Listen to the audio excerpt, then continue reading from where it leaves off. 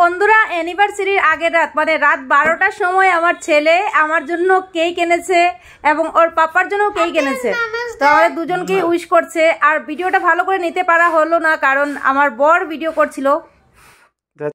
Hello বন্ধুরা, welcome to my page, welcome to my channel. কেমন আছো সবাই? সবাই ভালো তো? আর আজকে আমাদের বিবাহবার্ষিক উপলক্ষে আপনারা অনেক শুভেচ্ছা দিয়েছেন, তার জন্য মন থেকে ধন্যবাদ আপনাদেরকে, অনেক অনেক ধন্যবাদ। আজকে যেহেতু আমাদের 5 বছর কমপ্লিট হয়েছে, তো সেই উপলক্ষে এত বড় কিছু আমরা করছি না। আমরা যেহেতু পার্কে এসেছি আমাদের ছেলেকে নিয়ে, আমরা এসেছি একটু শাড়ি পরে এলাম, যেহেতু আপনারা তো অনেকেই বলেন যে শাড়ি পরে আসার জন্য, তাই শাড়ি পরে পার্কে চলে আসলাম। তো আমরা এই বছর কিছু এত বড় করে কিছু করছি না, জাস্ট একান্তে আমরা একটু টাইমটা স্পেন্ড করছি, আমরা টাইমটা স্পেন্ড করছি বিকেলের টাইমটা। তারপর দেখি রাতের বেলা যদি পারি তাহলে ডিনার করে যাব ঘরে।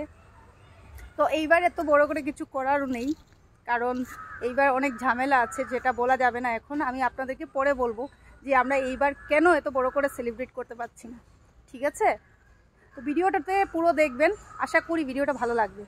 এই বছর আমাদের অ্যানিভার্সারি সেলিব্রেশন দেখো এরকম পার্কে এসে ফটোশুট করে কাটাচ্ছি, রিলস বানালাম, অনেকগুলো রিলস বানালাম তোমাদের জন্য, তোমরা হ্যাঁ দেখতে হ্যাঁ।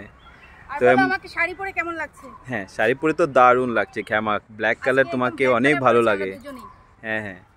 আর এই পার্কে আমরা এসেছি একটু টাইম স্পেন্ড করার জন্য।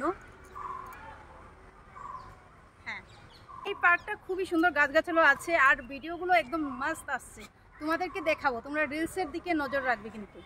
তো এই আমাদের একটু সময় কাটাবো এখানে, তারপর আমরা চলে যাব কোথায় কোথায় কোথায় কোথায় জানি না তো। হ্যাঁ হ্যাঁ, দিনে কি সন্ধ্যে রাতে করবে? রাতে তো 8-9টার সময় এমনি মানে ঘোরাঘুরি করব, তারপর আমরা চলে যাব। চলো, যাবে না নাকি? কেন, এখানে থাকবে? তাহলে আমরা চলে যাই গো, চলো আমরা পার্কে গিয়ে আমরা মলে গিয়ে কিছু খেলবো। হ্যাঁ, মলে গিয়ে তো আমরা টয়সের দোকানে যাব। চলো চলো চলো চলো চলো টয়সের দোকানে আমরা যাই। বাই বাই বাই বাই কি?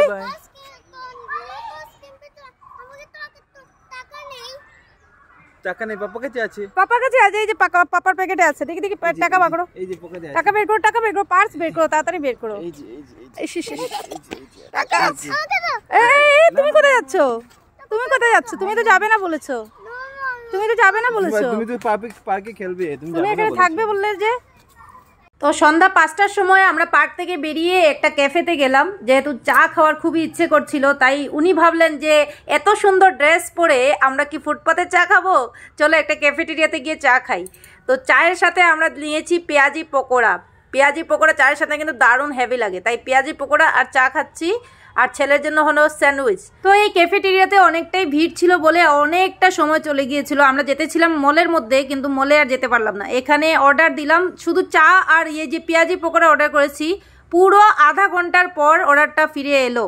মানে এত সময় ওয়েট করার পর আমরা পেলাম। তারপর আমরা রেস্টুরেন্ট খুঁজতে বেরিয়ে গেলাম, যেহেতু 7:30 বেজে গিয়েছিল, রেস্টুরেন্ট খুঁজতে বেরিয়ে গিয়েছিলাম। এই একটা রেস্টুরেন্ট দেখতে পাচ্ছ, এখানে আসলাম। তারপর ওরা বলছে যে ওয়েটিং লাগবে আরও আধা ঘন্টা। তো তারপর এই রেস্টুরেন্টের উপরে আরেকটা রেস্টুরেন্ট, তো আমরা উপরে যাচ্ছি। ওইখানে গিয়ে আমরা বসেও পড়েছিলাম, খাবারের অর্ডার দেব। মেনুতে গিয়ে দেখি সবগুলো ইটালিয়ান খাবার। কে খায় রে ভাই, আমি তো জীবনেও খাই নাই।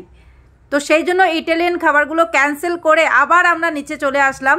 আর নিচে আবার জিজ্ঞেস করলাম যে এখন সিট খালি হয়েছে, তো বলছে না, আরও আধা ঘন্টা লাগবে। তারপরে আর কি করব বুঝতে পারছিলাম না, অনেকটাই ঝামেলা হয়ে গিয়েছিল খাবার নিয়ে। খাবার কোন রেস্টুরেন্টে খাবো সেটা নিয়ে অনেকটা সময় লেগে গিয়েছিল। তো ফাইনালি আমরা দিল্লি হাইওয়ে চলে এসেছি এখানে ডিনার করব বলে। এত ঘুরেছি রে বাবা, কোনো রেস্টুরেন্টে খালি নেই, সব রেস্টুরেন্ট ভিড়। তো এই দিল্লি দরবারে, দিল্লি হাইওয়ে ফোন করে আমরা আসলাম, সিট আছে নাকি, ওরা বললো আছে, তাই আমরা চলে আসলাম। এখানে দিল্লির খাবার খুব সম্ভবত পাওয়া যাবে, কারণ এটার নামই হলো দিল্লি হাইওয়ে। আর দিল্লি হাইওয়েতে গিয়ে আরও ঝামেলায় পড়ে গেলাম। আমরা তো সিট তো পেয়ে গিয়েছিলাম, ইভেন কি আমরা বসেও গিয়েছিলাম টেবিলে। তারপর মেনু দেখে আমাদের মাথা ঘুরানো শুরু হয়ে গিয়েছিল। মেনুতে সব ছিল ভেজ আইটেম। মানে অ্যানিভার্সারির দিনে কে ভেজ খায় রে ভাই? আমরা তো এসেছি মাটন খাবো, চিকেন খাবো, বাট এই রেস্টুরেন্টটা পুরো ভেজ। তো সেই কারণে বসার সাথে সাথে কিছু ফটো নিয়ে তারপর আবার এই রেস্টুরেন্ট থেকে আমাদেরকে বেরোতে হলো। চারটা রেস্টুরেন্ট আমরা ঘুরে চলে এসেছি, কারণ রাত বাজে 9টা, আর 9টা থেকেই সব রেস্টুরেন্ট, আরও তো শনিবারের দিন ছিল, শনিবারের দিনে অনেকের অফিস থাকে না, তো সেই দিন উপলক্ষে সবাই কিন্তু রেস্টুরেন্টে খেতে যায়, তো সেই জন্য আমরা সিটও পাচ্ছিলাম না। তো চারটা রেস্টুরেন্ট ঘোরার পর ফাইনালি আমরা একটা রেস্টুরেন্ট পেলাম। তো এই রেস্টুরেন্টে কিন্তু আমরা আগেও এসেছিলাম, আগে আসার পর আমরা বলেছিলাম যে যদি সিট খালি হয় তাহলে আমাদেরকে ফোন করে জানানোর জন্য। তো আমরা দিল্লি হাইওয়ে রেস্টুরেন্টে বসাচ্ছিলাম, তখনই ওরা ফোন করে বলল যে আপনাদের জন্য টেবিলটা খালি হয়ে গেছে। তাই আমরা তাড়াহুড়ো করে চলে আসলাম, আর খেতে খেতে রাত 10টা বেজে গেল। মানে 10টার সময় আমরা অর্ডার দিলাম, 10:30টার সময় এলো খাবারগুলো। আর খাবারের আইটেমগুলো একটু ইউনিক ছিল, একটু নতুন ছিল।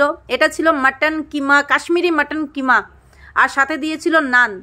একটু নতুন লাগছিল, তাই দেখেও কিন্তু খুবই সুন্দর লাগছিল। তোমাদের দাদা দেখাচ্ছিল, দেখো আমার হাতের মতো সাইজ নিয়ে এই কিমাটা, দারুণ কিন্তু অনেকটাই ঝাল ছিল। আর এটা হলো একটা শেক, মানে এটা হলো পাইনাপল শেক নিয়েছি। আর এটা হলো chicken lollipop, Andhra style chicken lollipop.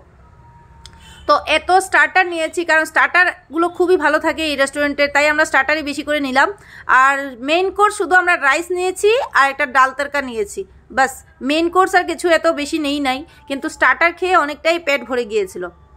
আমাদের রেস্টুরেন্ট খুঁজতে খুঁজতে এতটা সময় লেগেছিল যে আমাদের পুরো খিদা লেগে গিয়েছিল, তাই স্টার্টার আসার সাথে সাথেই 5 মিনিটের মধ্যে আমাদের স্টার্টার শেষ হয়ে গিয়েছিল। তো এই ছিল আমাদের আজকের দিনের এই অ্যানিভার্সারি স্পেশাল ব্লগ। যদি ভিডিওটা ভালো লেগে থাকে তাহলে প্লিজ লাইক করে দিও, আর পারলে একটু কমেন্টও করে দিও ভাইরা।